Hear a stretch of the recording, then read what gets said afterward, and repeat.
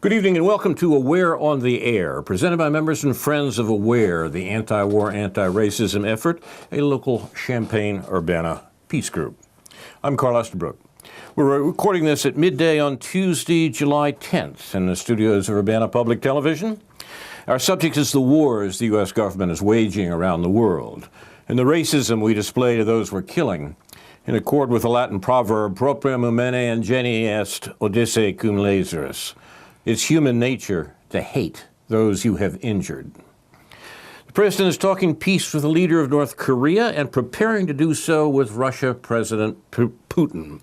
But American liberals are appalled that peace might break out because the profits of America's 1% depend upon U.S. government threats of war against Russia and China as a way of maintaining U.S. economic control of the world. You may have noticed that defense stocks declined sharply after the Singapore summit. So the U.S. is making war in Afghanistan, Iraq, Libya, Pakistan, Somalia, Syria, and Yemen, principally to control the flow of oil out of the Mideast and North Africa, which the U.S. uses as a weapon against its economic rivals from Germany to China. Thousands of U.S. troops are killing people in these countries, although most Americans are barely aware of it. More than 250,000 U.S. troops are stationed in 1,000 U.S. bases on foreign soil, most of them ringing Russia and China. The 70,000 members of the U.S. Special Operations Command are active in 3/4 of the countries of the world. Their activities include kidnapping, we call it rendition, torture, and murder. As the rest of the world recognizes, but Americans don't, they're nothing less than American death squads. The rest of the world recognizes that the U.S. today is what Martin Luther King called it long ago, the greatest purveyor of violence in the world today, an international criminal surpassing all others. But most Americans don't know that, protected as they are by government and media propaganda.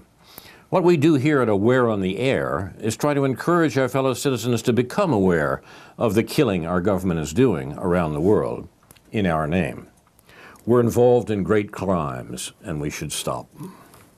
Tonight we have several segments to the show, and we will begin with Karen Aram.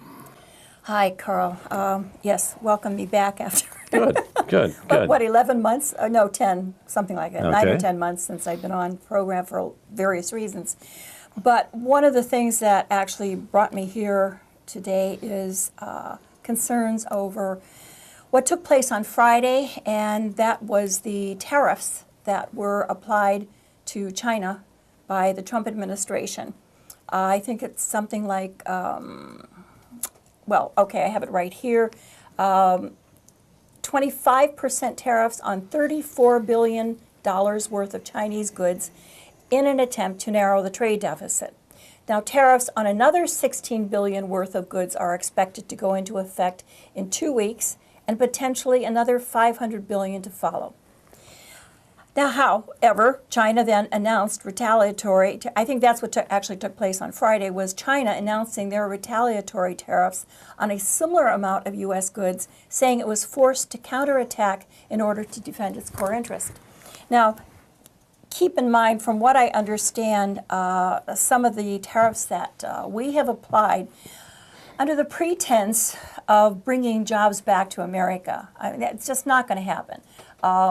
What experts on the topic have said about this is that basically you will have maybe it'll help the steel industry a little bit, but then the other manufacturers and the other things that they require will be impacted upon severely. So it does nothing, tariffs do nothing to help bring jobs back here. I remember when the ISO printed an article in the ISR back, the ISO, the International Socialist Organization, back, I think it was 2013, saying, after a long article about Obama's pivot to Asia, that with warships, that Obama's goal was to bring jobs back to America. And I remember thinking to myself, that was the most incredibly ridiculous thing I'd ever heard. You don't bring jobs back to America by way of military provocations. Which, on that topic, this is of more concern to me, is the fact that as a result or let's say in addition to U.S. tariffs on China. And some people are asking, and these are political people like us who follow this all the time. Well, we know it's not going to bring jobs back. What is the reason for all of this? Okay, some have theorized that, of course, it makes Trump look like he's actually trying to do something. It makes him look politically more attractive to his supporters who voted for him because they were hurting and they knew that the Democratic Party wasn't doing anything for them, particularly across the Rust Belt. So, and one of the results of that, China knows this. So China has deliberately targeted the red states that support Trump with their tariffs and the things that they have chosen to put tariffs on. Now, so what really concerns me about all this is, in addition to the tariffs on China, we have our battleships. And some people say, okay, define a battleship. Well, we know some people who would do that. Well, ask that, and it's kind of like, I think everybody knows when they see one what it is. It is a battleship, make no mistake about it. And sure enough, they were traversing through the straits between Taiwan and China. Now, the U.S. has said, oh, well, we're just passing through. It's like, right. And I keep thinking, yes, and what would we say if China suddenly appeared in the Gulf of Mexico between Havana and Miami? And said, oh, we're just passing through. I don't think, I can just imagine what we would do. Okay, with their battleships. We're not talking commercial ships here. Okay.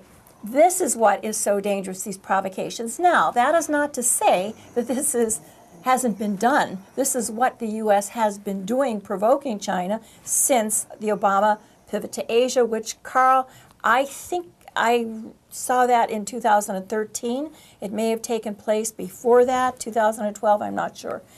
You would know the dates better than I do. But bottom line, it only stopped a year ago.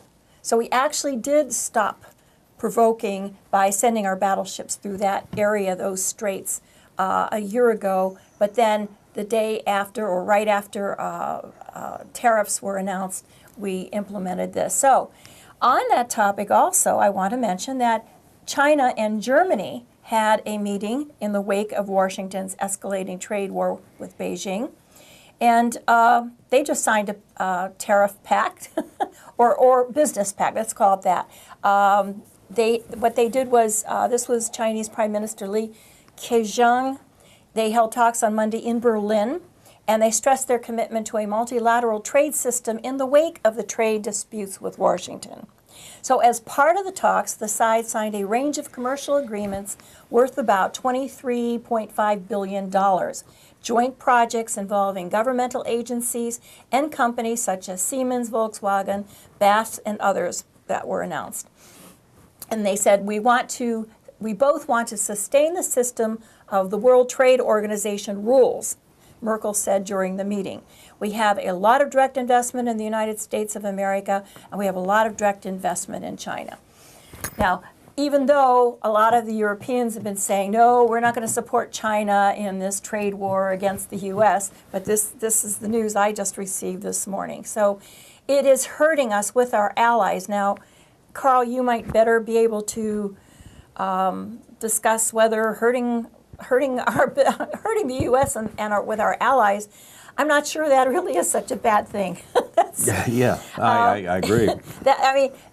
I would like to see Europe and the UN totally disband NATO, and Trump is pushing that. Well, I mean, that's a good thing Trump is doing by pushing our European allies to pay their fair share of NATO.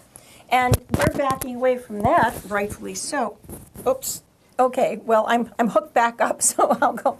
What was I saying about? I think what Trump is doing in respect to trying to force our allies. When I say force, he's speaking out. He keeps sort of taunting, provoking them to pay their fair share of NATO, and they're balking, rightfully so, because NATO does nothing to defend a nation. Nothing whatsoever. NATO should have been done away with after the Cold War. We know that they and our allies know that NATO is nothing more than a tool that they are involved in to provoke Russia primarily. And the U.S. is just using it. So, so that's something that some people are like, oh, isn't that awful what Trump is doing? And I'm like, no, that's a good thing.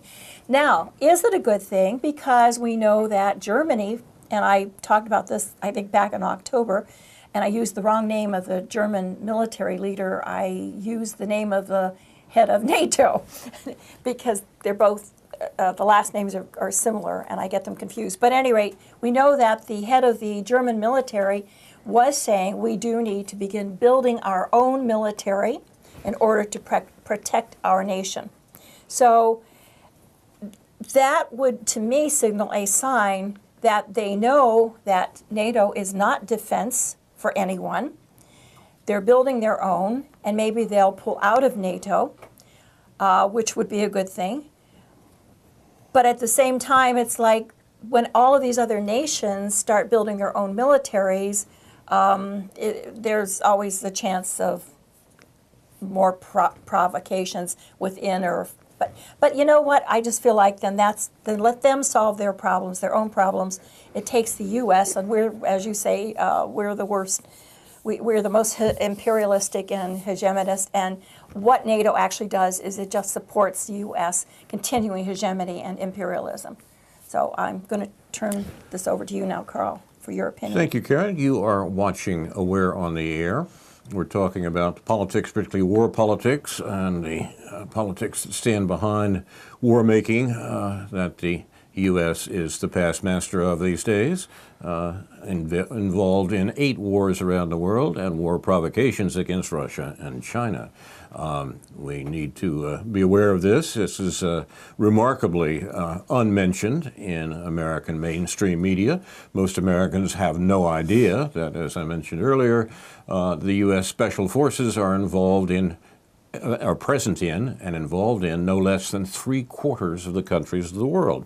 And so it's worthwhile to ask about American foreign policy and military policy. What do they think they're doing, and why does the government feel it has to hide this, in a sense, from the American public? And that, of course, didn't begin with the Trump administration. That was an art mastered, particularly by the last administration, deflecting attention to what the U.S. was actually doing in making war. How many Americans know that the Obama administration spent literally years financing Muslim terrorists in order to overthrow the government of Syria?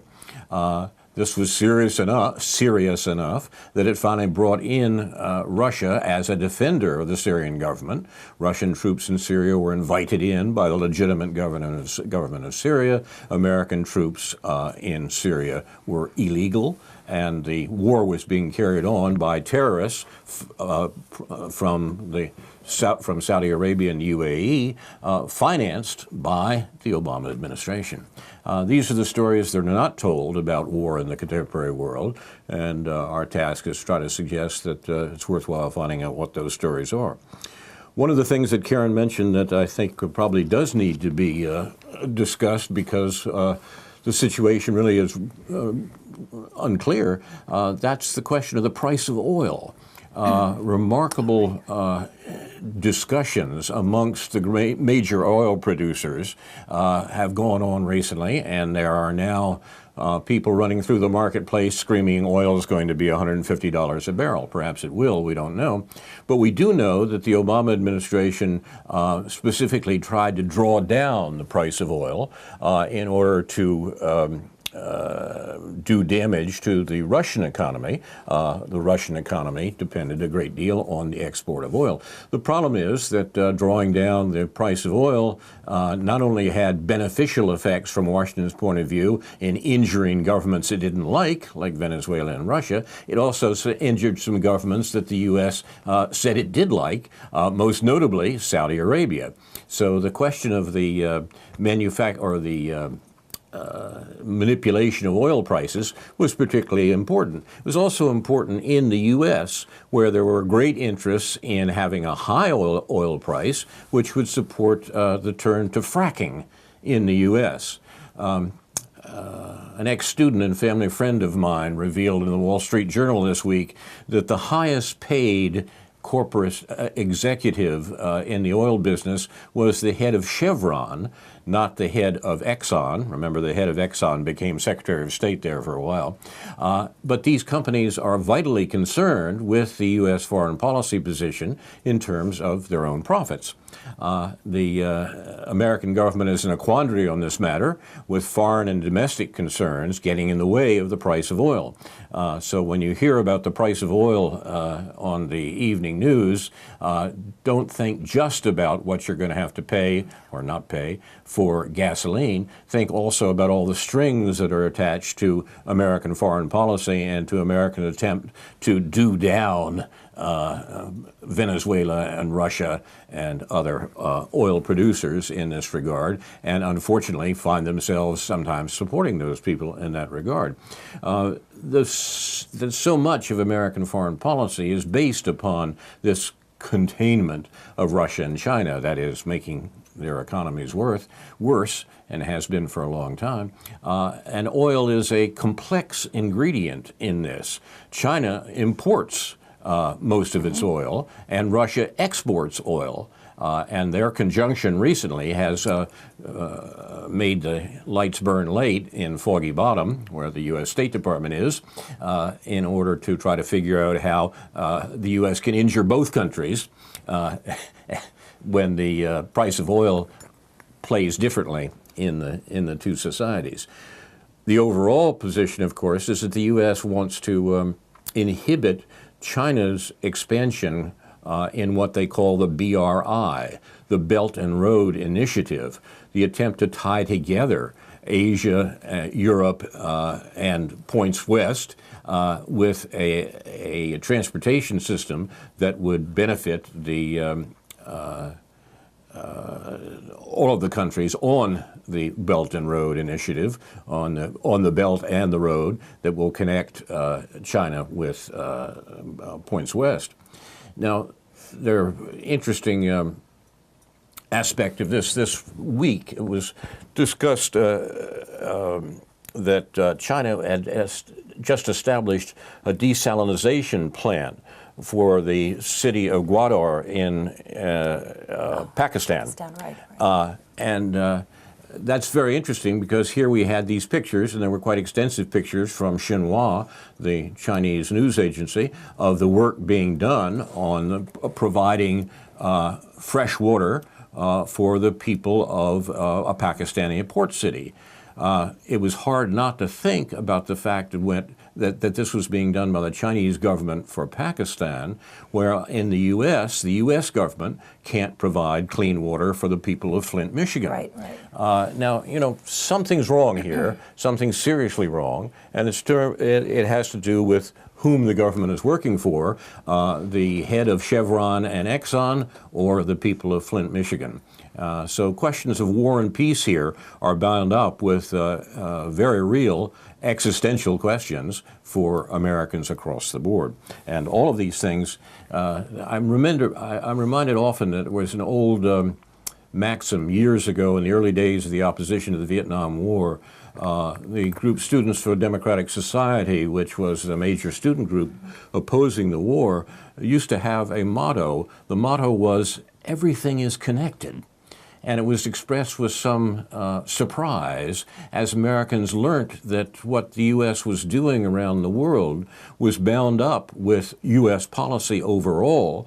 And these were not isolated incidents, as Americans were being told. They were off simply protecting peace and freedom around the world, and that occasionally meant we had to kill people. No, it was very different. The U.S. has policies, overall policies, and they work together. Everything is connected. And I think that's true of the things that Karen was just talking about. Yeah, Carl, I'm under the impression that Russia primarily exports gas. Yeah, that's true. Is that true? Yes, yeah. But also oil. Yeah. Okay, but also oil. One of the reasons, and I think this is, Canada building this pipeline through America, okay, destroying our land, destroying our water, and most of all, the Native Americans, Right. what they are suffering as a result, all through their land. All of this is just to refine, or whatever you do to gas. Refine may not be the correct word, but basically to ship it then to Europe. And the reason is to try to push Russia out of that Yes, game. exactly. And to impoverish Russia. Right. Even what is happening, even the provocations that we have against Russia, against Iran, is also because Iran has oil. A major oil producer. Venezuela evidently has more oil than anybody in the world, from what I understand. And right now, what we're looking at is terrible intervention and the sanctions, all of that which we are doing to the governments of Venezuela. Now, I think we've all learned a lesson from that, and it means never allow yourself to be dependent upon one source or one resource only, because he who imports those goods that are imported from other nations can then be held up and create a lot of problems. And that hoarding, I guess, on the part of the corporation, the Venezuelan companies themselves, hoarding it in order to bring down the government. Things like paper, toilet paper, things like that. And so criticisms have been made against the Chavez and now the Maduro government that they didn't focus enough on agriculture. But at the same time, their oil is so important, and that is why the U.S. wants to control Venezuela and make sure. But China has just signed an agreement, a deal. I don't have the information here in front of me, but they just signed an agreement with Venezuela. And one argument I've had with some people in respect to Russia,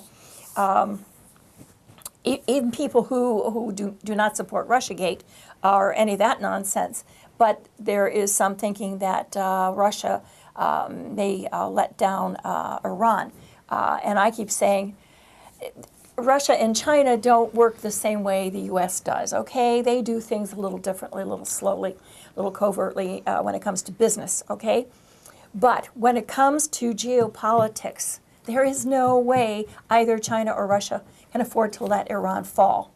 So, I think the U.S. military, I think they know this. They know that war or bombing of Iran is not a road we wish to tread, and that is why I think the Iran deal, why Trump has broken the Iran deal, and we're looking at more and piling more and more sanctions on Iran and supporting groups. There's a jihadist group that evidently Rudolph Giuliani, and Nancy Pelosi, I just got that this morning from if she remembers where it is Robert, or what it is. And McCain and of course Bolton, John Bolton. It's called MEK or MEK, and now I'm going to divert a bit. We had Medea Benjamin here on the 30th of June. It will be shown on UPTV probably within a day or so, the whole thing. And she was talking particularly about Iran, She was talking specifically on Iran, yes, and I have her book right here. The talk was excellent. She goes way back into the 50s and even before that with U.S. intervention. I haven't had time to review it, but I was there, I filmed it, and I look forward to watching it. But everybody, we all came away, we were very pleased. She touched on just about everything we need to hear and see, and she brought up MEK, M-E-K. It's a jihadist group that Al-Qaeda, I'm not sure, and I don't want to go into that right now, but she brought it up, but a lot of people, Caitlin Johnstone has brought it up, a lot of people out there. So the talk was excellent. She said everything that most of us would agree with and would like to hear, and a lot of it was what we'd already heard. However, I was not so impressed with her book. I suggested to some people that before the program, if they have the book, to just read the beginning and the end. That's the way I used to cram. That's the way I used to cram for exams sometimes. Not a good way. Not a good way to go about studying. That's what my tutor recommended in college. He says you don't have to read all the books, just read the beginning and the end. And I find myself doing that quite frequently, unfortunately. And that's a mistake. It's a real mistake. I'll tell you why. Now, here's what upset me and Mort Brussel. Mort was on here back, October, November? No, I forget now what month he was here. He is a nuclear physicist. I hope I get this right. retired from the University of Illinois. And I would say Mort is a real expert, especially when it comes to weapons and especially when it comes to anything nuclear. He and I both, it's funny because he mentioned this, and I had been reading the same thing, and I remember outlining it or underlining it and taking notes. And that was her mentioning, there was nothing in the talk on Syria. Now, I find it difficult ignoring any political conversation related to the Middle East. I don't know how one can ignore Syria. Okay, but she was focused on Iran. But in her book, page 4, something that grabbed both Mort and I about the same time was that she said, in terms of foreign policy, Iran has plenty of blood on its hands, from its involvement in overseas attacks that have killed civilians to its military support for Bashar al-Assad in Syria. While not excusing Iran's record, it is nevertheless fair to hold it up against the track record of Saudi Arabia. That disturbed us just a little bit, because when you're reading something usually by anti-war activists, they don't start out with telling you about how that nation has so much blood on their hands that everybody else is looking at. But it's true. It's true. Okay, so that's fine. And the end, the last 2 chapters, she sums it up, and it's excellent, and it's very, very similar to the talk that she made. However, when you go through it internally, which I discussed with Mort this morning, and I have it here, and he said I could quote him, but I'm only going to take a brief summary. Rather than say what I just felt that it was so negative towards the Iran government that while it may be true, it's like, why do we as Americans, if we are opposing war, why do we want to go in and bash the victim? All right, I guess that's a simple way to put it. Iran's political turmoil, political problems are just that. They're internal. They're for the people of Iran to solve, not for Americans. And for us to be bashing the Iranian government actually serves little purpose other than to appeal to the warmongers or our foreign policy apologists. Now, here's a much more better detailed and more professional accounting that Mort has placed. And he said that in comparing Iran to the Saudis, Medea seems to take a standoffish position. After all, they are both theocratic in their governments. Moreover, there seems to be no acknowledgement in much of the text that Iran is the one Middle Eastern state that is thwarting U.S. imperial actions and its Israeli appendage. There also appears to me to be a certain subdued sympathy for Israel, notwithstanding how Israel treats Palestinians. She asserts that Israel feels threatened and is reacting accordingly without noting that Israel has vastly superior military power backed up by the U.S. superpower. Now, in her statement on the program, she made it very clear that Israel has, 200 to 400? I've forgotten. Yes, that's yes, right. As where Iran has none. I mean, but in the book, that doesn't come out until the last chapter. Now, on the other hand, and here he says, she minced no words during and after her talk, condemning that Israeli behavior when asked about it by one of the members of the audience. And as he said, at the last chapter, that Israel is excoriated, for example, as is U.S. actions towards Iran. The nuclear issue, and this is what's important coming from someone of Mort Russell's expertise, as far as he can see, is not well treated. The U.S. stance, with its European and Israeli clients, emphasized how dangerous was Iranian nuclear weapons development, when in fact no such development existed. That's right. In that sense, the Iran treaty pushed by Obama et al. Was a charade, unnecessary. Not only, and I think that's a very important point to make, in that sense, the Iran treaty pushed by Obama was a charade. Charade. Whatever, charade. May I make a comment about that, please, yes. Karen? Just to, yes. I'm not doubting Mort's view on that. It was a charade, but it was a charade that was that had a point, so to speak. The point of the treaty with Iran, which had very little to do with nuclear weapons. As you say, Iran doesn't have any and wasn't developing them, although that was the excuse given by the American government for the long and difficult negotiations. What the U.S. was actually trying to do, it seems to me, is reincorporate Iran into the American control of the flows of oil out of the Middle East. It needed a deal with Iran so that Iran, back to the question that I was mentioning at the beginning of the hour, that Iran would not upset the worldwide pricing and control of oil that the U.S. has for years wanted to engineer.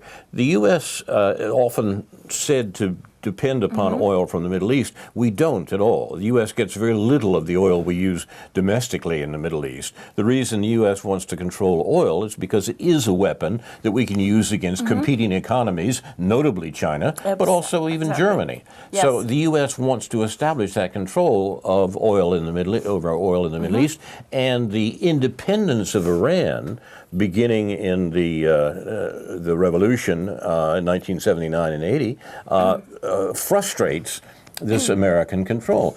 An arrangement with Iran would bring Iran back into the overall framework of order, as Henry Kissinger used to say, that the U.S. wanted to impose upon the Middle East. Nukes had very little to do with it.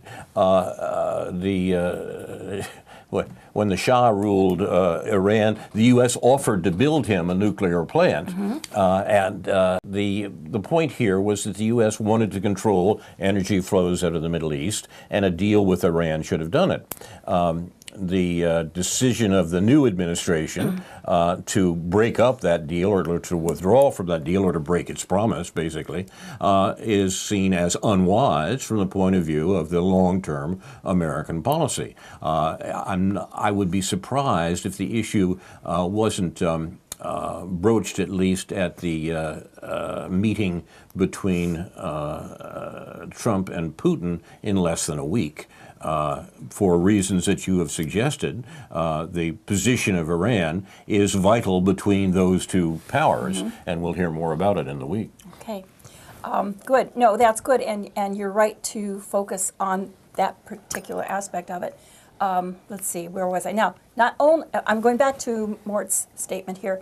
Not only were the Iranians not close to having a bomb, but they also had no means of effectively delivering one, especially towards the U.S. Exactly. The virtue of the treaty was to have lessened the threats by the U.S. and Israel against Iran. Yes. That is war. And to have lightened the anti-Iran sanctions. Moreover, that's putting in a positive view, which I viewed it as. Moreover, the Iranians had always suggested that the the Middle East, should be a nuclear weapons-free zone, which the U.S. ignored in defense of Israel's weaponry. Now, he says here, clearly, Medea does not like the government of Iran, especially its treatment of women, and is sympathetic to leaders Rafsanjani, the Green Movement, who wanted to play nice with the U.S., as if those leaders didn't comprehend the rather openly expressed purposes of what the U.S. wanted in that region, which I think plays into with what you were just stating, right, Carl? Yes. Okay, that is control. But she expresses profuse admiration for the people of Iran and is sympathetic to their suffering, which is, yes, what U.S. foreign policy apologists will take from the book, if they read it, which they probably won't, and I think he's quite correct there. Then he goes on to, my concern is that the average person who is not eating, sleeping, reading, all of this anti-war stuff on a daily basis will simply read this and see how awful Iran is, okay? Because when you go into so much detail about all of the things that they do, for instance, their prison system. Well, I'd like to throw back our prison system and our mass incarceration. And I mean, it's pretty awful. So we could say the same things, our treatment of people of color here. And look at what we're doing to children now, children of immigrants being torn away from their parents and imprisoned, literally. So as far as I'm concerned, anytime an American criticizes another nation, I always find myself wanting to say, yes, but look what we are doing, and so criticizing them. Now, Here is what Mort says in a more professional manner. He said, "Finally, I confess that I have not scrutinized the whole book, but," and he said he was being a bit lazy about it. He said he read the first chapters, which he found fairly informative, despite the sentence that we both alluded to on page 4. And basically going through the middle sections, but overall he says, and I agree, the book is a useful read with these glaring faults that we are referring to that stem from not appreciating that during war situations against more powerful enemies, authoritarianism is sometimes the only way to preserve a country's sovereignty. And there is no fair equivalence between Saudi Arabia and the Emirates and Iran, which the book sometimes suggests. So I really appreciate that review by Mort Brussel, because I feel that he clearly, I felt he picked up what I was sensing, okay, based upon instincts, if nothing else, as a novice to all of this. But he got it, and he was able to examine it, and so that's my only statement. But the program was well worth watching, but we do have to read between the lines a lot. And when you actually go in and read the books that people are writing, that's where you often get a different sense. Thank you, Karen and Mort. You are watching Aware on the Air. We're talking about American war making and the misleading accounts that most Americans get from mainstream media about what the U.S. is doing. This is a section from the playwright C.J. Hopkins about the upcoming meeting between U.S. President Trump and Russian President Putin, which will occur this week in Helsinki, Finland. Here it comes, the moment we've been waiting for, when Trump and Putin meet in Helsinki to officially launch the destruction of democracy, and very possibly the apocalypse itself. That's right, folks. Once again, it appears we're looking at the end of everything, because according to the corporate media, on July 16, 2018, Trump is probably going to disband NATO so that Putin can invade the Baltic states, then Germany, then the rest of Europe, then presumably order an all-out thermonuclear strike on the United States, which will pretty much end civilization as we know it. Or perhaps the plan is to do away with NATO, withdraw all American troops from Poland, let Putin rape and pillage Western Europe, and then have North Korea nuke both coasts of the U.S. mainland, and Canada, of course, so that a Putin-Nazified Middle America will have carte blanche to exterminate the Mexicans and make women wear those handmade costumes, or some other ridiculously paranoid scenario, possibly involving Susan Sarandon as some kind of Putin-Nazi triple agent. Tragically, the global neoliberal establishment is completely powerless to stop Trump and Putin from carrying out this evil scheme, whatever it turns out to be in the end, because even the U.S. intelligence community has to obey the law, after all, and not do anything sneaky or unethical, not even with the fate of democracy at stake. No, unlike the Russians, who go around blatantly poisoning people with Novichok oatmeal, more or less whenever they like, the global capitalist ruling class's hands are tied by their own integrity. All they can do is watch in horror as these two Hitlerian megalomaniacs destroy their entire global empire and establish a 1,000-year Putin-Nazi Reich. Thank God at least the corporate media are raising their collective voices in protest. In a recent piece in the Washington Post, Max Bergman of the Center for American Progress warns that, quote, "This is a summit about appeasement, and we should be terrified that Trump is going to sell out America and its allies," close quote. According to Bergman, Trump might accidentally share state secrets with Putin, or promise to reduce support for our freedom-loving Ukrainian Nazis, or stop trying to overthrow the Syrian government so that Syria, with the help of Russia and Iran, can launch a sneak attack on Israel and drive the Jews into the sea. Worse still, Bergman speculates, he might make secret agreements with Putin without telling the editors of the Washington Post, which, God help us if that ever happened. Not to be out-apocalypsed by the Post, Roger Cohen of the New York Times published a full-blown dystopian vision wherein Trump, Putin, Marine Le Pen, the AfD, the German Right Party, and a variety of other globalist-hating Hitler-alikes form, quote, the Alliance of Authoritarian and Reactionary States, the AARS, disband the European Union and NATO, impose international martial law, and start ethnically cleansing the West of immigrants. Matteo Salvini and Horst Seehofer, European politicians, decked out in full Putin Nazi regalia, personally supervised the genocidal purges, which frightened Europeans come to support after Putin's irresistible fake news bots brainwashed them into believing that a little Russian girl named Titania had been abducted by Moroccan migrants off a beach along the Costa del Sol. And if that wasn't horrifying enough to whip folks up into a mindless frenzy, the New York Times, which, let's remember, is an extremely distinguished and respected newspaper and not at all a cheap propaganda rag, produced this charming little animated film depicting Putin and Trump as well, and I'm struggling with language here, a couple of, there's an erotic description here, Oh, please, no. homosexuals. I found this kind of weird. The New York Times did produce such a thing. I mean, a love match between Putin and Trump. I found this kind of weird at first, as I had thought such ugly anti-gay sentiment had disappeared from liberal society, but apparently it's fine in resistance circles, resistance, the American political movement, to stigmatize your enemies as, another erotic description, queers in order to render them more repulsive in the eyes of your sophisticated liberal audience. I did a little research, and it appears this Hitler on Hitler porno the Times produced is just the latest in a rather long line of Trump on Putin homo jokes, that's a quote, which are perfectly harmless when told by liberals, but when told by conservatives are homophobic hate crimes.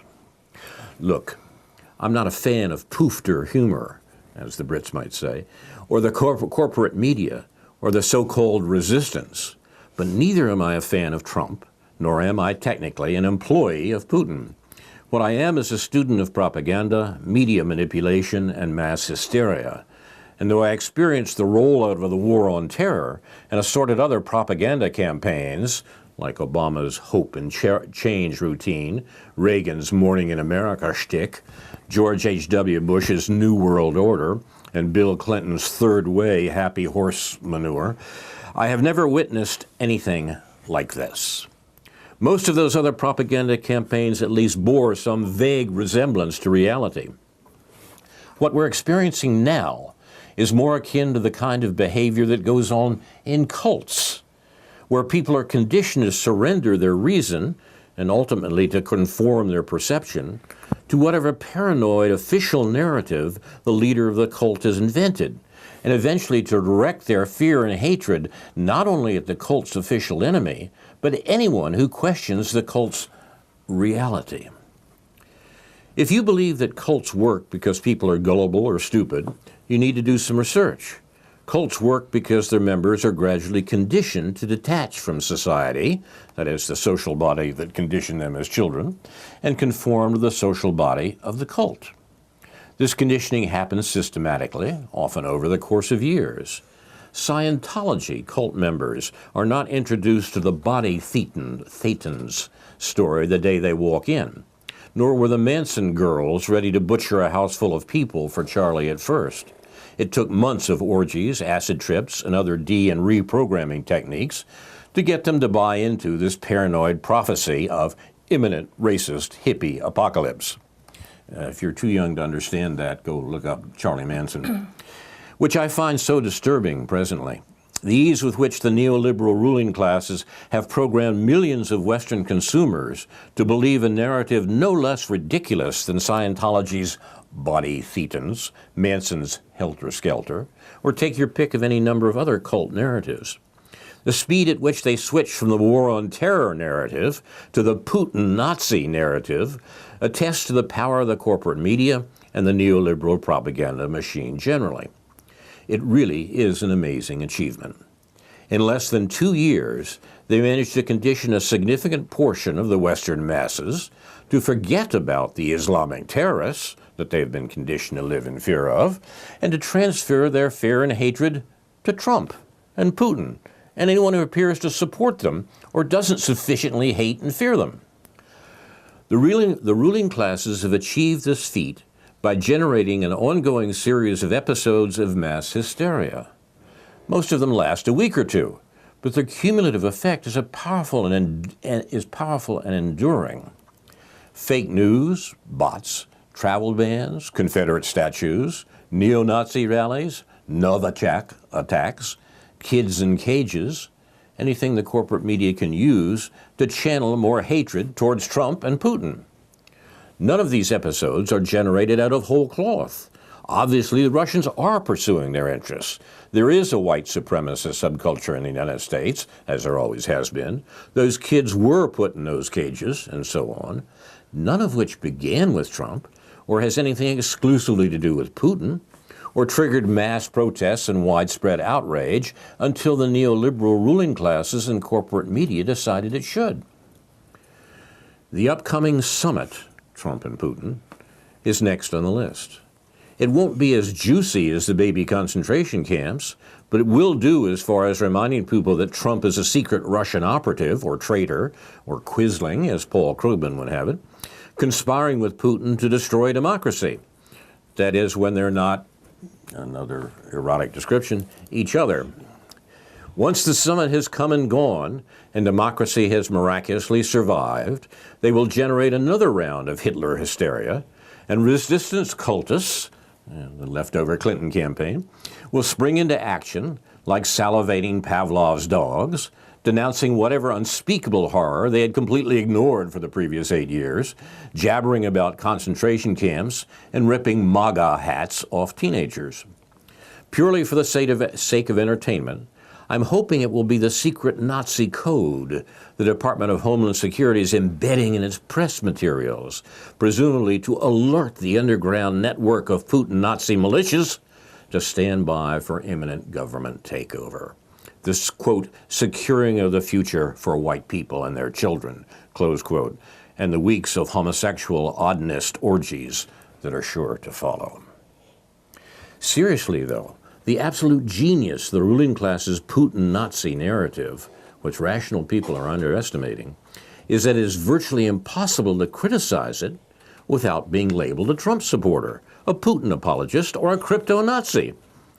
Like Scientology's suppressive persons, i.e. those who criticize Scientology, Putin Nazi narrative deniers, quote, seek to upset, continuously undermine, spread bad news about, and denigrate the cult. These are typically ex-cult members who no longer subscribe to official cult teachings and are thus an existential ideological threat.